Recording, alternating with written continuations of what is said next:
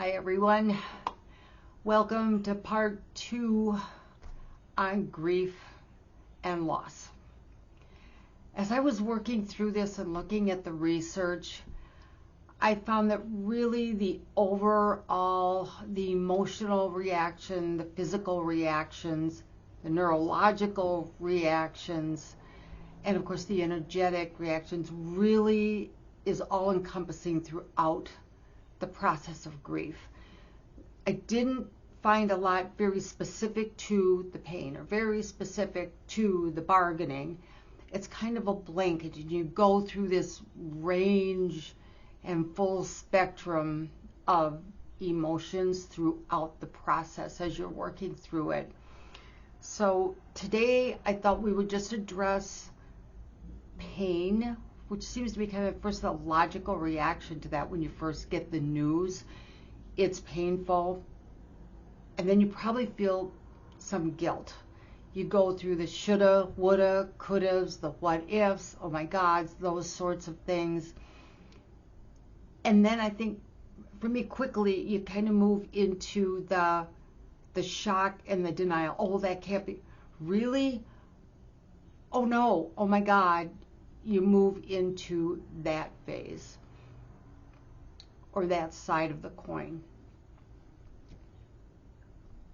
What I didn't expect to find, I should have known, is that really besides the emotional impact, the physical impact, the impact to your energy systems, there actually is a very close tie to your neurology, to your brain function. And what I did find is that no matter what situation it is, whether it's the death and you're the spouse, it's the death and you're a little removed, whether a sibling or an adult child that's out of the house, a cousin, that will impact the strength, I believe, of the neurological ties. Your brain actually wires and fires that relationship to you. Whether it's divorce breakups or job loss, you are neurologically tied to that person, place, or thing. Your brain does not know the difference between real or not. And I know you've heard that theory with like visualization practices. Because you are trying to move through grief of losing something. You understand that it's happened. You are physically feeling that it's happened. You're going through the emotions and all of that. Your brain doesn't know any better. Your brain still thinks that person's still here. Which explains to me why during that first year, especially with when it occurs with a death, and I know I experienced this with my cousins when I lost 2 of them when we were all pretty young, the holidays would roll around, and I kept expecting them to walk through the door. They're not coming. Your brain doesn't know that. So part of the process of allowing yourself to work through the grief and loss is to try and understand and remember your brain doesn't know the difference. And I think the time your brain needs to disconnect that and to realize that that situation, person is no longer there might depend on how tight and close you were in that situation. A great marriage, a wonderful job. If it was crappy, maybe if it's something really awful, the disconnection can happen sooner versus you lost someone you were madly in love with. That may take longer. But I hadn't thought of the neurological side of this. So please keep that in mind too. Give yourself plenty of grace, because really, some of this just isn't your fault. It's your brain. Your brain just doesn't get it yet. But you still have to work through and work with what your brain doesn't understand, but what your body, your emotions, and your energy body are going through. So with the neurological understanding, it still takes a good 6 months to a good year, at least the full year, because you have to go through that full cycle for your brain to figure out that, oh yeah, that's not there. It's not happening. So give yourself plenty of time on that, because this is your brain talking, not your heart, not your emotions. And this is strictly a brain thing, okay? The other thing is knowing that it does take the full year, at least that full year, that full cycle of the holidays and anniversaries and family events and whatever that may be, to allow yourself the time to emotionally process that. And the suggestions I had found for that was, most of us are aware that we need at least that full year of events and whatnot to get through. So since you already logically know that anniversary is coming up or that birthday is coming up, you can kind of prepare ahead of time to allow yourself the time to not be okay. It's okay to not be okay. So during those events, when you know they're coming, set aside some time just for you, or prepare those who are around you. I'm not okay. This is not going to be okay. To help you work through that. Of course, gratitude, which I know it sounds like it's really hard to even think about that when you're still working through the process. But remember how wonderful it felt, and be thankful that you had them there for that time in your life.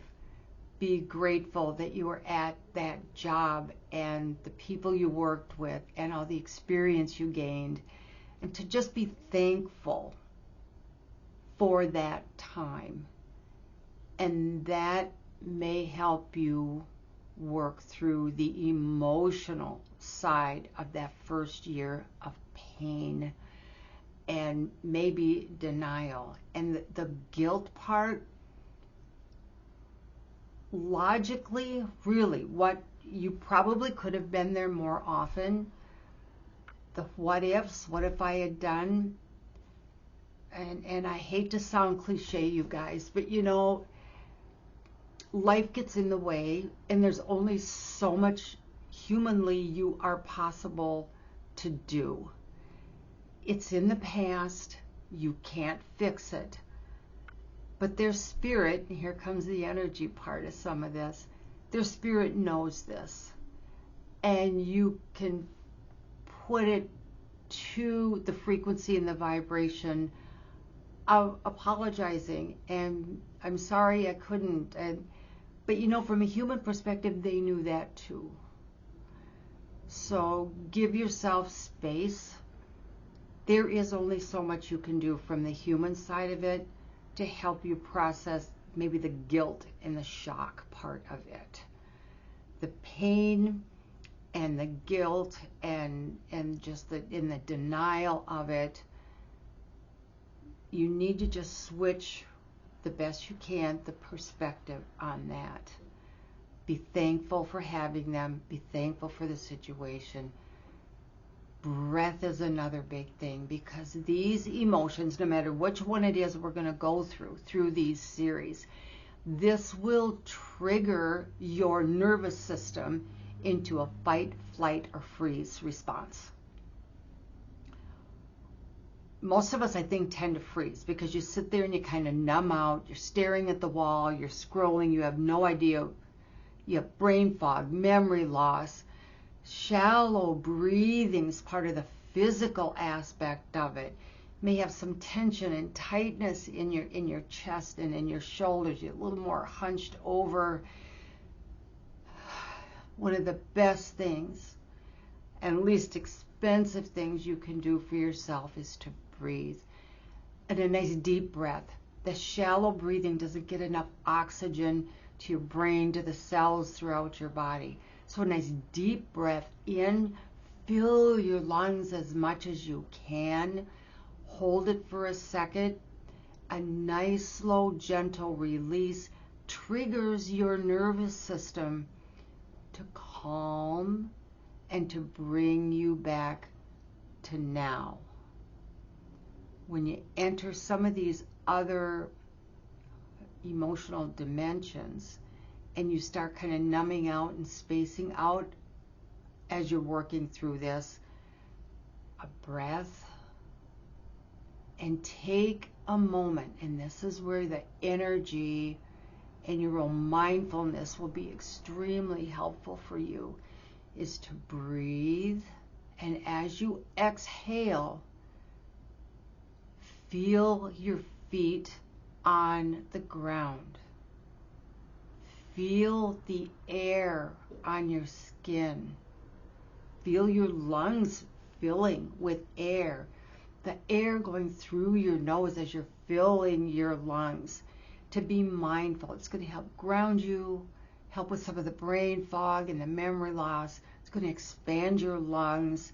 It'll bring your shoulders back to release some of the tension, the physical tension here. And it will start to open your heart chakra. And as you relax and your nervous system comes a little bit more into alignment, the denial part of this and the guilt part of this, the what ifs, affects your root chakra. That is where your stability and security in life live. You ground yourself with that breath and feel yourself here is going to help break some of those blockages in the root chakra and to get that energy flowing through your chakra system and your aura to open up your lungs, to break free and to feel a little more stability. This doesn't happen overnight. This is going to take mindfulness on your part and practice on your part, and yet allow yourself to feel like crap when you need to cry and to sob, and maybe to break some old glasses in the trash for down the road when the anger comes in. But for today we're looking at the pain and the denial and the guilt. And some of it is logical thinking. You can't be everywhere all the time for everyone. So allow yourself some peace. Think of the good times. Allow yourself to feel like crud. Prepare for the upcoming anniversaries and holidays you know that are on the calendar.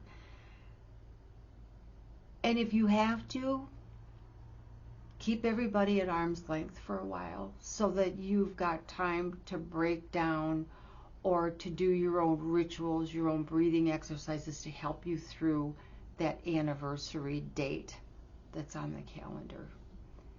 This is not a speed contest. This is totally a personalized individual process for you. And I would suggest it's going to take at least a year, depending how strong that connection was that you had with this person, place, or thing. Let's see, what else do I want to talk about? The mindfulness and the breathing. When you do breathe, get a hand on your heart and a hand on your belly. On your belly. And you can feel the breath start from the belly. Feel it rise up through your lungs. And then that slow exhale. And as it goes, you exhale out through your belly, you can feel the grounding within your feet, connecting you back to right now. It helps you gather your bearings again. And I know when you have to go back to work and back to life, 3 days of grief, bereavement, is not enough. We all know that. But the rest of the world expects you to be normal again. And it's not going to happen. Don't expect that out of yourself. And if they don't like it, then you leave the area, the desk, whatever, and go take a walk and breathe. Head to the restroom and breathe. Cry. Whatever it is you need to do, take a break from it and allow yourself the process to work through it. You owe this to yourself to process it so it doesn't get stuck in the physical body to create more or new issues. Grief and loss affects the cardiovascular system the hardest. You don't need to bring on heart issues. You don't need to bring on blood pressure issues or strokes. Take care of yourself. The other system is your immune system. So during this time, and during normal life too, but particularly during this time, it's important, above all, to get enough sleep, eat as healthy as you can, go out for a walk, preferably outside in nature. Get in a walk, even if it's 5 minutes. Go for a walk. It's important to get the body moving, the energy moving. It does help with creative thinking and stress release. And it removes the brain fog and some of the memory issues that may come with short-term memory issues with this loss that you're working through also. And social contact. Do not cut yourself off from family, friends, co-workers. Do the best you can to keep interacting with them, even if it's for short periods of time, a phone call, a text. Keep interacting. Keeping your human connections is vital. So I think that's got it. I think for some physical energy stuff, along with some of the mindfulness suggestions and the walking and the breathing suggestions, from an energetic point of view, to help your heart chakra and your root chakra, is the root chakra is the grounding, the breath work and bringing it back to the earth. The breath is going to help the most. The shallow breathing, the tightness in the chest, the tightness in the shoulders. Because grief affects this area of the body and the energy system the most, I'm suggesting something really simple other than the breath, and you expand the lungs as much as possible, but also to curve your hands and just kind of rake. It's a nice little massage for your chest too, and rake across. So help relax the lungs, the tightness in this area, and I'll help break up some of this blockage in the root chakra. So do this and breathe through it as often as you need. And in here is your thymus gland, which also helps to regulate your nervous system. A couple of fingers right here at the breastbone, right here, and just a gentle touch. Let's see if I can get this to focus a little better. And breathe through.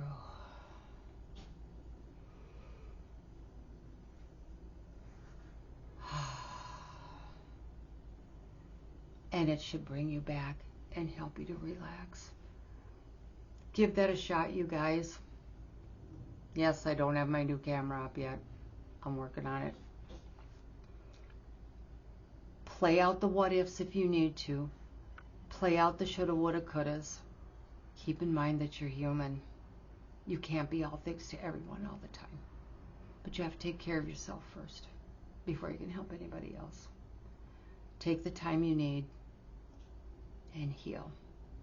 Thanks for joining me for part 2 with this grief and loss. It is a process for a lot of us right now, and I've heard of a few more people with some major things going on too. So please, like, share, and subscribe. Hit the notification bell so you know when the next video comes out. please be sure to share this. Working through grief is not an easy process.